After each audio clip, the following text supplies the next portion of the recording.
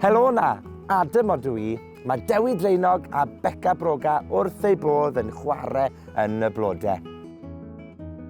Mae Dewi Draenog yn tyfu blodau o bob lliw a llun yn ei ardd.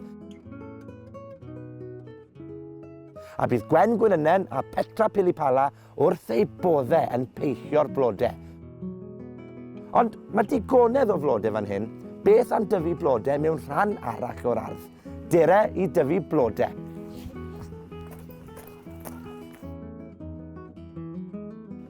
Wrth ddewis ble i dyfu blodau, rhaid meddwl faint o ole haul fydd ei angen.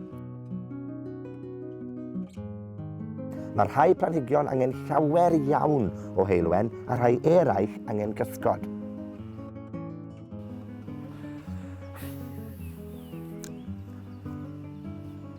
Mae hwn fan hyn yn berffeth.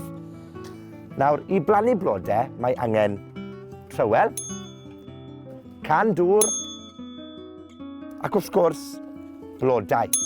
Ond yn gyntaf, mae angen clirio'r ardal o unrhyw chwyn, fel bod lle i blannu'r blodau. Defnyddiwch y trywel i godi'r chwyn a'i gwreiddiau'n ofalus. Yna, ewch gyda'r trywel i greu twll ar gyfer y planhigion. Nesaf, rhowch haenen bach o ddŵr yng ngwaelod y twll cyn plannu'r blodyn. Nawr, wrth dynnu'r blodyn o'r potyn, fe welwch chi'r gwreiddiau. Ac mae'r gwreiddiau yn edrych fel spaghetti. Rhowch y planhigyn yn y twll a'i gwtio mewn yn dda gyda'r pridd o'i amgylch.